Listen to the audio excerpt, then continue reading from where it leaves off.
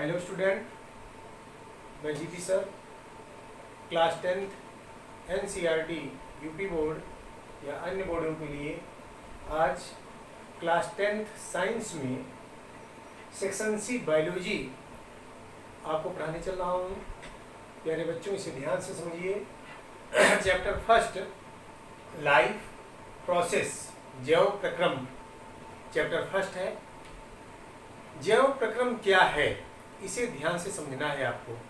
जैव प्रक्रम मीन्स जीवन में वो सभी प्रक्रियाएं जो हमें जीवित रखने में सहायक होती हैं।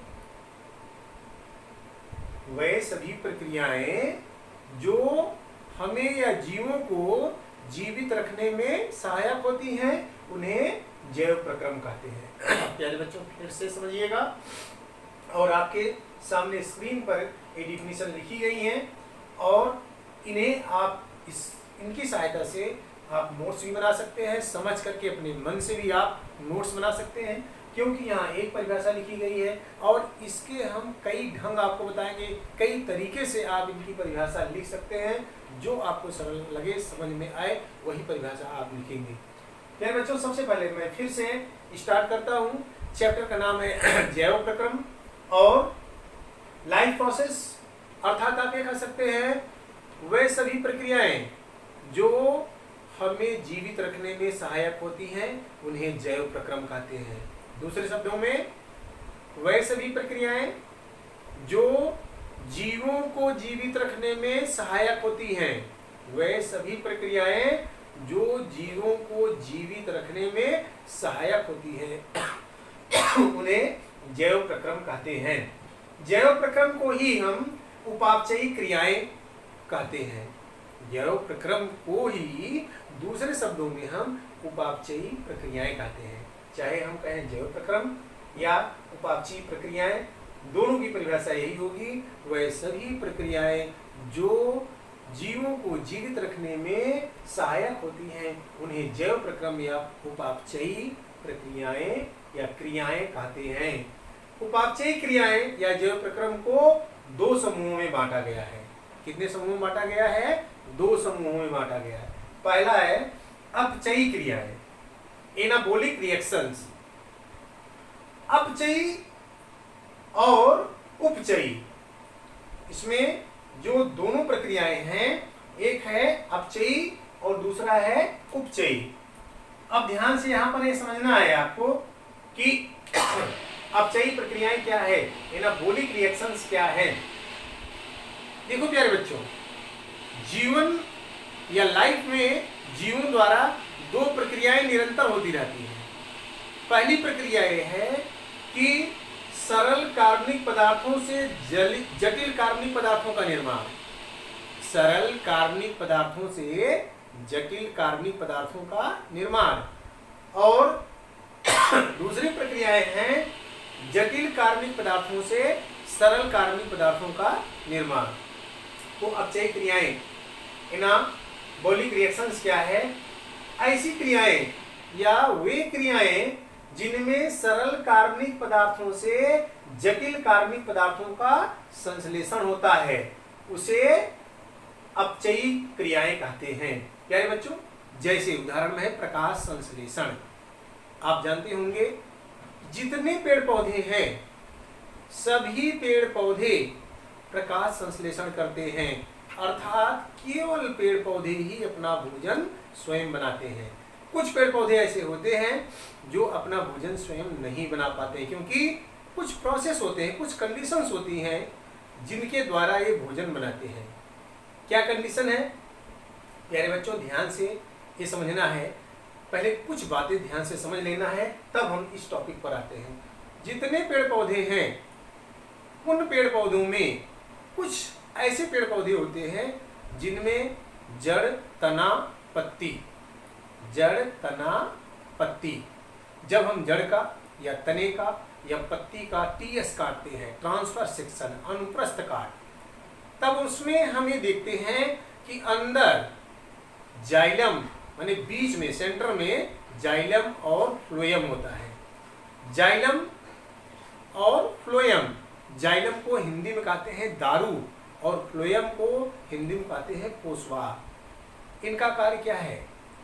जो जाइलम होता है वो जमीन के अंदर से पानी को खींचकर जड़ों से तनों, तनों से पत्तियों में ले जाता है। और जो पत्तियां हैं, पत्तियों में, पत्तियां हरी क्यों होती हैं? क्योंकि उनमें क्लोरोफिल पाया जाता है, क्लोरोप्लास्ट में संग्रहित होती हैं। अर्थात क्लोरोफिल का कार्य क्या होता है? क्लोरोफिल का कार्य होता है सूर्य के प्रकाश का अवशोषण करना, सूर्य के प्रकाश को एब्जॉर्ब करता है। प्यारे बच्चों, ध्यान देना है कि कैसे प्रकाश संश्लेषण करते हैं, कैसे ये सरल कार्बनिक पदार्थों को जटिल कार्बनिक पदार्थों में बदलते हैं, इसे ध्यान से आपको समझना है। पहला, जल, जो कि जमीन से किसके द्वारा? जाइलम द्वारा, जाइलम द्वारा जड़ से होते हुए तनों के द्वारा पत्तियों तक पहुंचता है।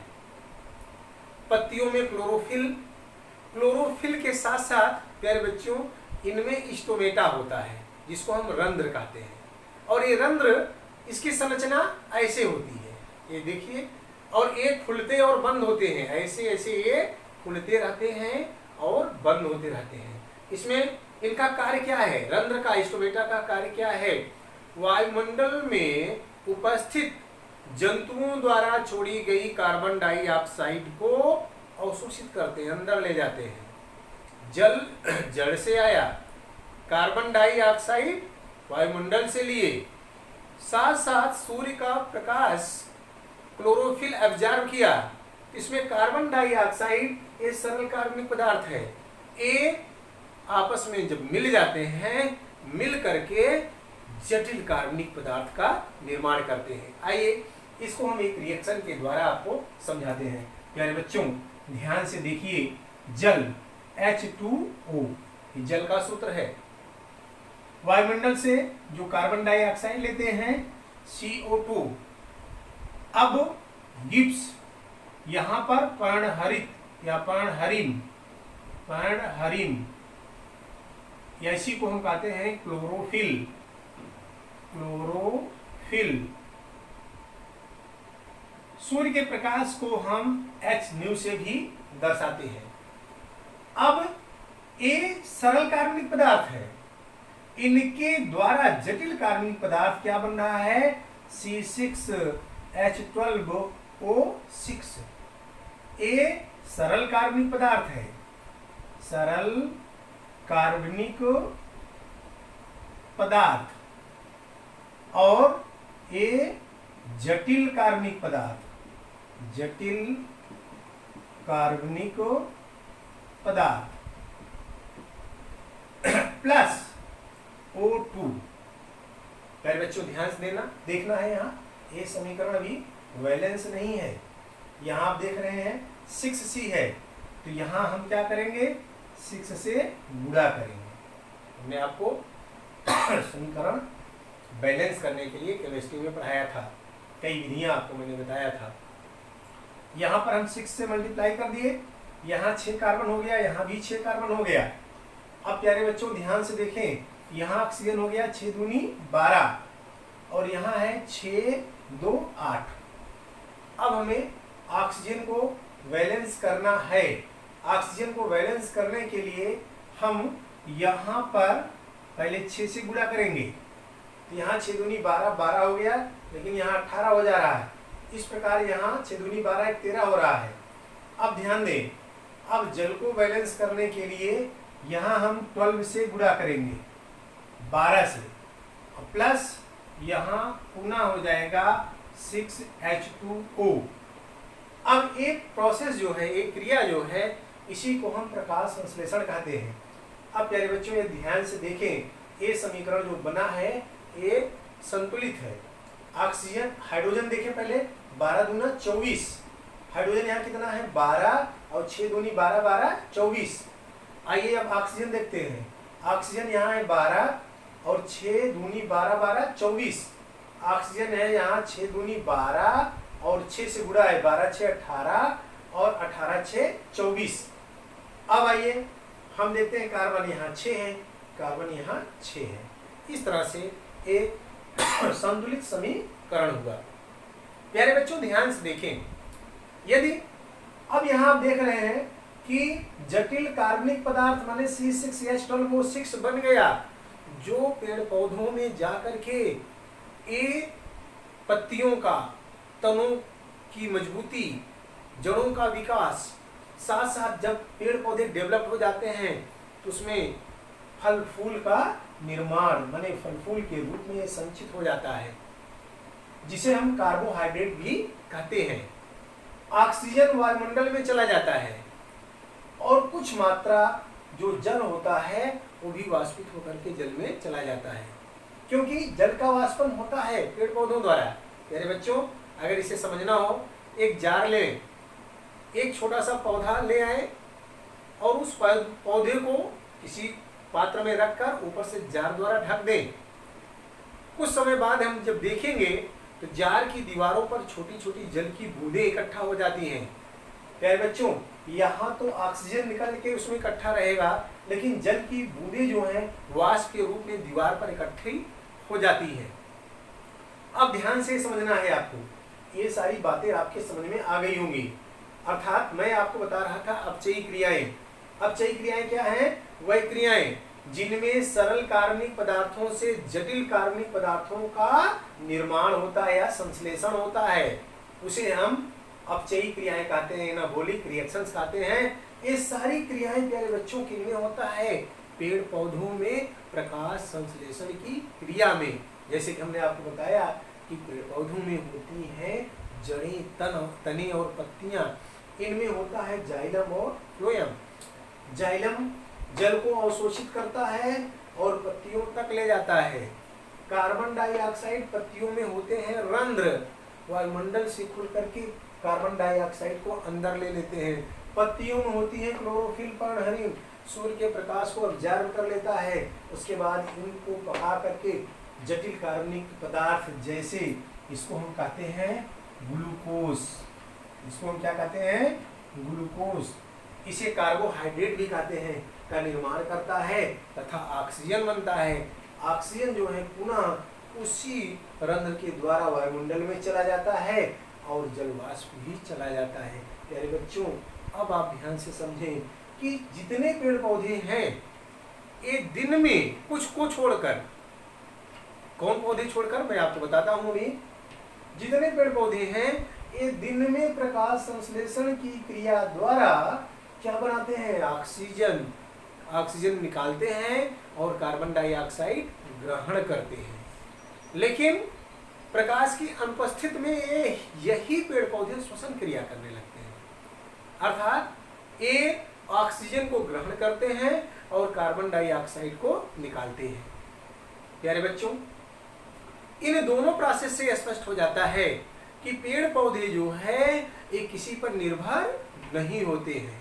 पेड़ पौधे किसी पर निर्भर नहीं होते हैं, यही एक ऐसे हैं जो अपना भोजन स्वयं बना लेते हैं। लेकिन जितने जंतु हैं सब पेड़ पौधों पर निर्भर होते हैं।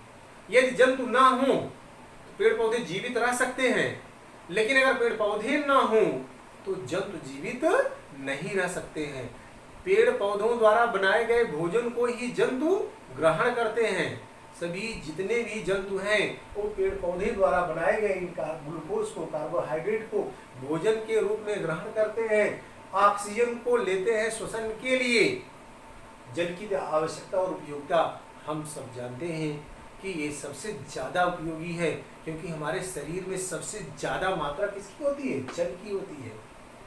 अब आइए, अब आपके समझ में आ गई होंगी अपचयी क्रियाएं। एक बार फिर से मैं रिपीट कर देता हूं कि वह क्रियाएं जिनमें सरल कार्बनिक पदार्थों का संश्लेषण जटिल कार्बनिक पदार्थों में होता है, जैसे प्रकाश संश्लेषण।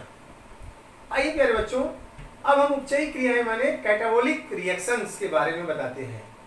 ए उसका उल्टा है, वह क्रियाएं जिनमें जटिल कार्बनिक पदार्थों का संश्लेषण सरल कार्बनिक पदार्थों में होता है।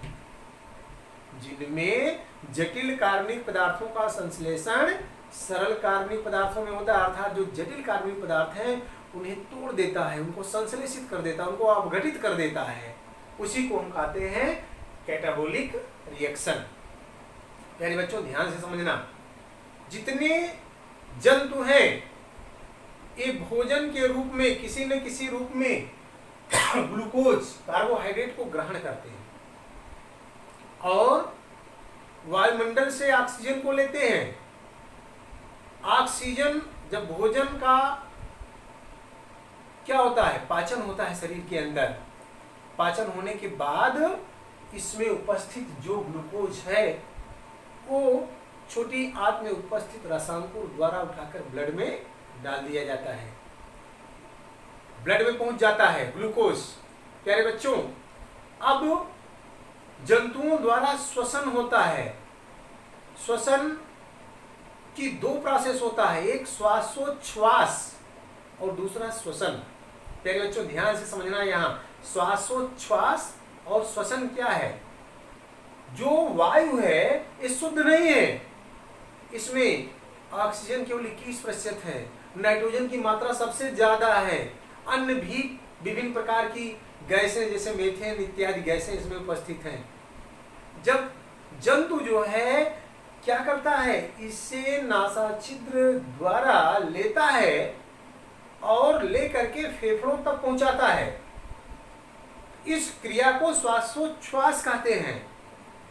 अब फेफड़े में क्या होता है, फेफड़े का कार्य है, फेफड़े के अंदर जिसको हम फुफ्फुस बोलते हैं, फुफ्फुस के अंदर छोटी छोटी कुपिकाएं होती हैं और एक कुपिकाओं का कार्य होता है कि इस वायु में से ऑक्सीजन को छानकर अलग कर लेती हैं और छानकर अलग करने के बाद ये उठा करके धमनियों में भेज देती हैं।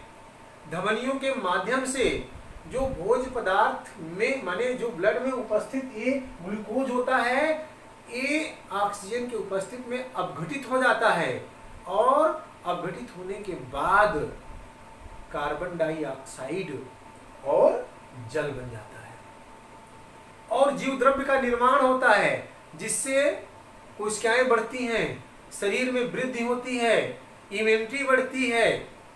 प्यारे बच्चों, अब ध्यान में आना चाहिए आपको कि जब ये कार्बन डाइऑक्साइड बन जाता है तो इस शिराओं के माध्यम से पुनः कहाँ पहुंचती हैं, शिराओं के माध्यम से हृदय माने पुनः फुफ्फुस में पहुंचती हैं और इसी को कार्बन डाइऑक्साइड के रूप में अन्य गैसों सहित बाहर निकाल देते हैं। और साथ साथ जो इसमें जल बनता है, अब जल का कहाँ निस्यंदन होता है, जल अब आप दूसरा अंग जो है वृक्क है, शरीर के अंदर क्या है, वृक्क है। वृक्क का कार्य क्या है, वृक्क जो होता है, क्योंकि जो ऑक्सीजन में सबसे ज्यादा मात्रा नाइट्रोजनी पदार्थ है और ये नाइट्रोजनी पदार्थ जो है वो ब्लड में मिले रहते हैं। प्यारे बच्चों, आप ध्यान दें कि हमें देखते हैं कभी कभी अंगुलियों में दर्द होने लगता है और जब हम अंगुलियों को ऐसे फोड़ते हैं ऐसे से चिट चिट की आवाज आती है। क्यों आती है, क्योंकि यहाँ पर सब जोड़ होते हैं और ये नाइट्रोजनी पदार्थ आकर यहाँ इकट्ठा हो जाते हैं तो ब्लड के सर्कुलेशन में दिक्कत होने लगती है और जब इसे खींचते हैं तो वो वहां से हटती है, जिसके कारण आवाज होती है। उसके बाद जब ये वृक्क में जाता है तो वृक्क का कार्य क्या होता है, डायलिसिस करना। क्या करता है, अपोहन करता है, डायलिसिस करता है। वृक्क मीन्स जितने भी अशुद्ध पदार्थ होते हैं वो जल के साथ उसमें से छानकर निकाल देता है और शुद्ध रक्त को हृदय में भेज देता है और हृदय जो है पंप करता रहता है, रक्त को शरीर के विभिन्न अंगों तक भेजता रहता है। इस प्रकार से जो उसमें नाइट्रोजनी पदार्थ या अन्य पदार्थ होते हैं वो इसके माध्यम से वृक्क के माध्यम से छनकर मूत्राशय में चले जाते हैं और ये एक प्रकार से जो क्रिया होती है, इस क्रिया को हम उत्सर्जन बोलते हैं। माने शरीर से कई मतलब जो शरीर से अपशिष्ट पदार्थों का बाहर निकालना क्रिया होती है, उसी को हम उत्सर्जन बोलते हैं।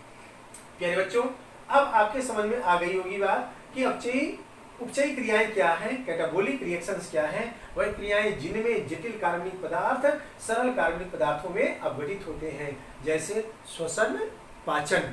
प्यारे बच्चों, अभी हमने आपको बताया था पाचन में क्या होता है जब हम भोजन को ग्रहण करते हैं। अभी मैं अगले चैप्टर में चित्र द्वारा विधिवत में समझाऊंगा, शार्ट में यहाँ आप समझ लें तो सबसे पहले मुख गुहिका में भोजन जाता है, जहाँ दांतों से पूछा जाता है, लार आता है, लार में मिक्स होकर के ग्रास नली द्वारा आमाशय में पहुँचता है, आमाशय में उसका मंथन होता है, उसके बाद फिर विभिन्न प्रकार के अन्य जैसे लीवर है, पैंक्रियाज है, पित्ताशय है, हाँ ये सब विभिन्न प्रकार के अग्नेयी रसों का जो है श्रवण करते हैं, जो भोज्य पदार्थों में भिन्न भिन्न पदार्थों का अपग्रहण करते हैं। इसके बाद भोजन पहुंचता है छोटी आंत में। छोटी आंत में जो है वहाँ रसांकुर होते हैं और रसांकुर के माध्यम से इसमें उपस्थित जो कार्बोहाइड्रेट, लिपिड्स, विटामिन, वसा होते हैं उन्हें अवशोषित कर लिया जाता है, अवशोषित करके ब्लड में मिला दिया जाता है। उसके बाद पुनः फिर भोजन जाता है बड़ी आंत में, और बड़ी आंत में जो है पानी का अवशोषण होता है। पानी को अवशोषित करके जो है शरीर में माने ब्लड में मिलाया जाता है, जिससे कि उसी पानी में जो अपशिष्ट पदार्थ होते हैं घुल करके वृक्क द्वारा छन करके पुनः मूत्राशय में भेज दिया जाता है।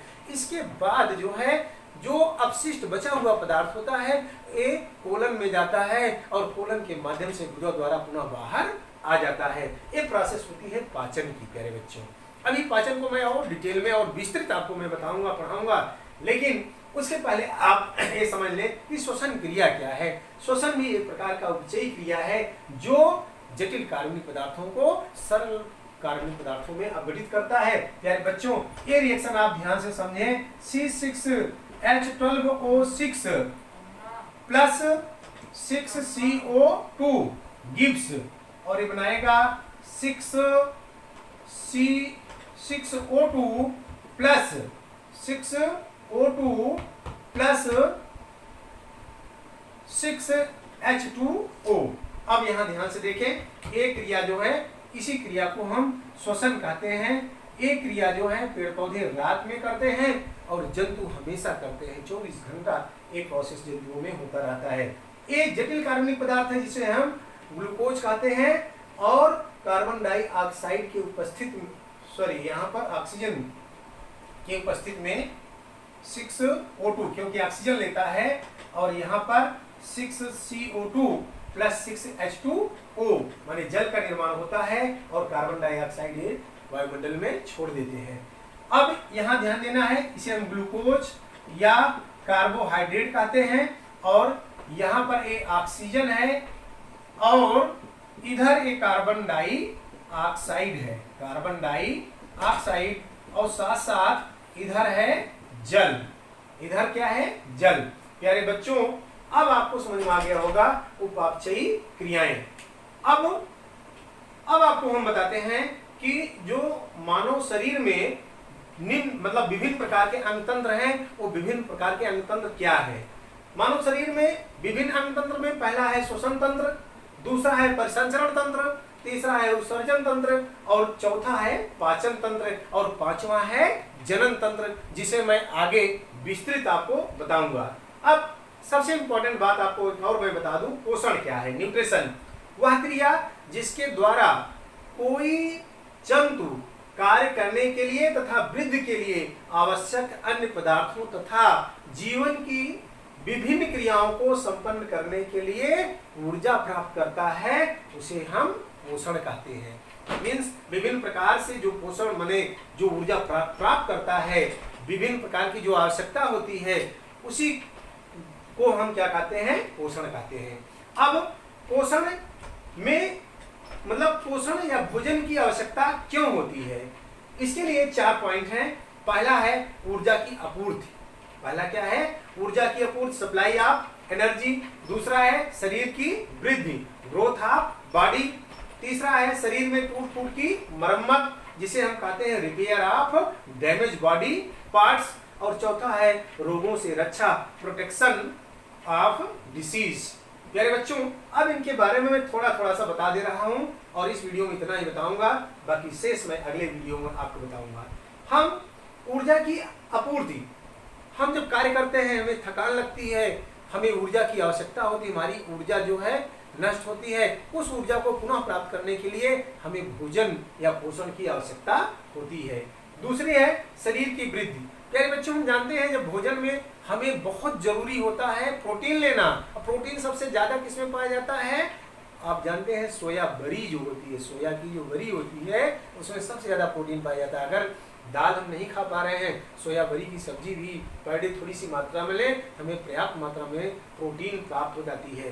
प्रोटीन का कार्य होता है शरीर की वृद्धि करना, ग्रोथ करना। तो शरीर की अन्य मेटाबॉलिक जो कंडीशंस होती है उसका जो है नियंत्रण करता है। ऊर्जा की आपूर्ति, और उसके बाद है शरीर में टूट फूट की मरम्मत। यार बच्चों, हम कार्य करते हैं, चल रहे हैं, कहीं लग जा रहा है, कहीं खरोच हो जा रहा है, कहीं कट जा रहा है, वो सेल डैमेज हो जा रही हैं, उन सेलों की मरम्मत करने के लिए जो भोज्य पदार्थ हम लेते हैं, जो पोषण के द्वारा भोजन लेते हैं, उनमें प्रोटीन, कार्बोहाइड्रेट, वसा, लिपिड्स जो है ये क्या करते हैं? सबसे ज्यादा प्रोटीन जो होती है शरीर में टूट फूट की मरम्मत करती है। चौथा पॉइंट है रोगों से रक्षा, प्रोटेक्शन ऑफ डिसीज। प्यारे बच्चों, हम जानते हैं कि हमें अपने इम्यूनिटी को बेहतर बनाना, अच्छी बनाने के लिए संतुलित आहार करना बहुत आवश्यक होता है। जब हम संतुलित आहार करेंगे, संतुलित भोजन लेंगे, तो हमारे शरीर में WBC, RBC या तमाम जितनी चीजों की आवश्यकता होती है पूर्ण होती है। ब्लड में T4 लिम्फोसाइट होता है जो विभिन्न प्रकार के वायरसों से लड़ने का कार्य करता है। जब कोई वायरस जो है शरीर पर अटैक करता है तो T4 लिम्फोसाइट उससे निरंतर लड़ता रहता है, जिससे हमारे शरीर का टेम्परेचर भी बढ़ जाता है। अर्थात कभी कभी हम लोग कहते हैं कि हमें बुखार है। जब हमें बुखार होता है जिसका मतलब हम समझ जाएं कि हमारे शरीर पर किसी न किसी प्रकार के वायरस का अटैक हुआ है, और वह वायरस अटैक करता है जब, तो हमारे शरीर में T4 लिम्फोसाइट, WBC, RBC जो तमाम लिपिड्स इत्यादि होते हैं, ये लगातार जो है इनसे लड़ते हैं। लड़ करके जब ये लड़ते हैं तो हमारा शरीर गर्म हो जाता है। प्यारे बच्चों, इस प्रकार से जो है रोगों से रक्षा के लिए हमें संतुलित आहार की आवश्यकता होती है। इस वीडियो में सिर्फ इतना ही, शेष में अगले वीडियो में आपको बताऊंगा। मुझे पूर्ण आशा है कि यह आपकी समझ में आया होगा। धन्यवाद।